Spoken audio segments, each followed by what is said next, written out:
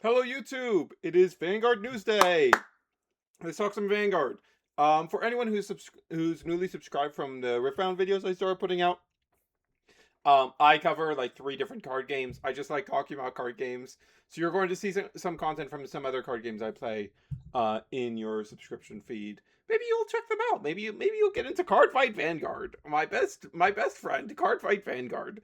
All right, let's talk about Cardfight Vanguard. So there wasn't really anything to really talk about with the Tuesday stream because it was just collab stuff. I'm sure I'll have to read the Bang Dream cards at some point, but I'm not doing it yet. You can't make me. Um, Thursday we had some Brandt Gate reveals. So first we had the generic triple rare. Sporadic Zero Dragon. When it's discard from your hand, to ride from ride deck, you look top 7, and you add a set order from among them to your hand. And then on rear or in drop, when your Vanguard is attacked and your opponent's Vanguard is grade 3 or greater, you can remove it from the game to give your Vanguard plus 10k. So it's effectively a 10k shield from the drop. I think for general use cases as a generic, this is not very good because it kind of really requires you have to have a high number of set orders in your deck, and more Brandgate decks have moved away from that way of designing Brandgate. Um, However, there's one thing I want to note is I actually think this slots in super well into Aquilibra. So like you easily have like 7 to 8 slots left over in Aquilibra Phantom. And I think what you really want those slots to be is you want them to be shield, right? You want them to be very solid shield. And unfortunately, the options available in Brandt are not fantastic. They're not great. This is pretty good. This is if we discard for ride, we can get one of our set orders, which are bodies in the case of Alcalibra, and um then we get to use a 10k shield later in the game, or we can guard with it from hand, and then use it as a 10k shield on a later attack, like a mini twin cast, right? So I think that it's actually, it probably lines up pretty well for Alcalibra. Yeah. Then we have some rotovisor support. I do quite like rotovisors. So let's check it out. So this is a grade 2 double rare. It has the continuous effect that gets grade +1. That matters because there are a number of rotovisors like top X checks that only grab grade 3 rotovisors. So this allows you to get it with those, which is nice. When it's placed on rear and you have a rotovisor Vanguard, so that can be used like in earlier stages of the game, which is nice. You can Soul Blast a rotovisor, and you search your deck or drop for an arena, add to your hand, and if you search, you shuffle. Pretty nice. Good consistency for finding your arenas, especially in the earlier stages of the game. That's pretty nice. Yeah, that's pretty good. And then when it attacks and you have a grade 3 or greater Rotovisor Vanguard, it gets power plus 5k. And then if you have 2 or more different arenas, you can Energy Blast 2 and completely turn off intercepts. These are all like solid enough. They're not like hugely game changing, I don't think, but these are pretty alright effects. Like, it's a solid card that you can actually get off of the top extracts that can only get grade 3 rotovisors, which is appreciated, but it's not like a huge game changer. And then we have a grade 1, that at the end of your turn, if you have a rotovisor Vanguard and you place an arena into the order zone, you can throw in its soul, energy charge 3. I don't think this card is very good. I don't. Rotovisor is in a deck that really needs a ton of energy. It has a bunch of ways of, like, it has like okay on hit threats to constantly make new energy. So like I don't know. A Rotovisor is more a deck that like wants good ways to spend energy. Like a card that's only purpose is to give you more energy is not very useful to Rotovisor.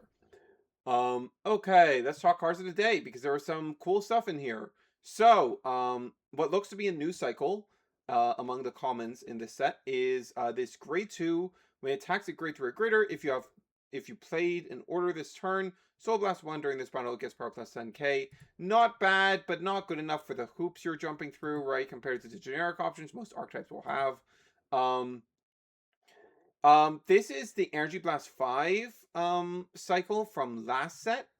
I guess Dark States didn't get theirs last set, so they're getting it now. These are on attack, power plus 10k for Energy Blast 5, and the Energy Blast cost is reduced by 1 for each card in your damage. So when you're at 5 damage, it'll cost nothing, right? Um, these don't have enough power gain to be worth these hoops. Um, and then we have the Dark States version of that grade 2 cycle we just talked about. Then we have Dragon Empire Common. When it's placed on rear from hand and you have a grade 3 or greater Vanguard, you return a set order from your drop to the bottom of your deck. If you do, for this turn, this card gets power plus 2k. Not good enough. So here's a Librax card for Aquilibra. This card might be notable. So this is one of the standard, like, oh, if you have the grade 3 Vanguard, it gets power plus 5k and shield plus 5k, right?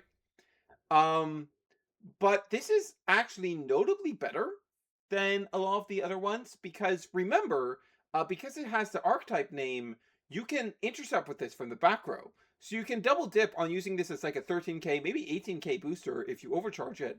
And then on your opponent's turn, you get to intercept with it from the back row as a 10k shield. So that's maybe good enough. That is maybe good enough. This is probably worth like at least playing around with. Like this actually could be good enough. It feels kind of weird to say that, but it actually might be. It actually might be.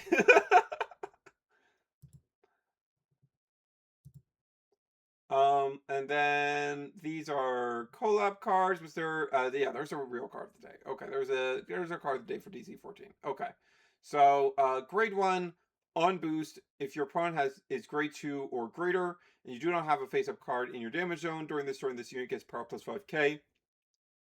13k boosters, pretty solid. It actually works early, which a lot of generics will not. Like a lot of these common generics will not, but obviously this is just a lot worse than something like Sargon, so I can't really see this seeing play. It's interesting to see more and more of this opponent's Vanguard grade 2 or greater condition. We start seeing a bit of it last set, I believe. Yeah, I think we saw some of it last set, or maybe the set before. We started seeing it fairly recently, and it is kind of smart because it's a way to like allow the card to function in the early game. It's particularly smart with power gain effects, because it allows them to exist in the early game. Um, but there's a problem with power gain effects in the early game where if like say for example, like if you're able to get a column to 23, right? Which is just like a 13k booster plus a 10k, right? Um, into a grade 2, that's fine because that is okay. This is getting over a defensive trigger, but you can still one card this, right? It's not too stressful. However, against a grade 1, it makes the advantage of going first way higher because then that same column is now asking for multiple cards, right? So this is actually a pretty smart restriction. As long as we have cards that don't have it, though, like reaching back, we're still gonna have that problem to some extent, like with Saragon, the Shenries, and yada yada yada. But it is a cool way around that that I'm glad to start seeing. Yeah, I'm pretty happy about it. Not gonna lie. And I believe these are more collab cards, right? Oh no, we had a storage card. So this is a Sylvan Horn Beast. This is Magnolia support. Um so it's a 10k grade 2. During the battle where a critical 2 or greater unit attacks, um and this was placed on the Guardian Circle, and you have a Vanguard with Sylvan Horn Beast in its name, Energy Blast 2 for this battle. This card gets shield plus 15k, so it's a 20k shield. I know Freedom Duo says plus 5k. That's wrong. It's very clearly plus 15k on the card. That's a lot of shield. Now that's a lot of hoops to jump through as well for a card that doesn't do anything else. And I think this card would probably have more value if it was not Sylvan Horned Beast locked. But this is still 20k shield. 20k shield is pretty good. And this doesn't require like critical 2 without trigger effects.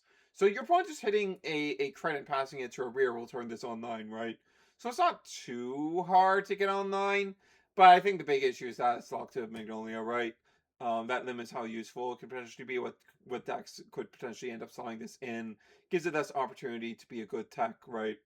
But this is alright. This is alright. I like this card well enough. And that's going to be it. Really wasn't much because we didn't have like a deck being revealed this week. One of the streams went to the Bang Dream stuff that I'm not really going to be talking about. Um, and yeah, that's going to be it for me. This is Her Surge signing off.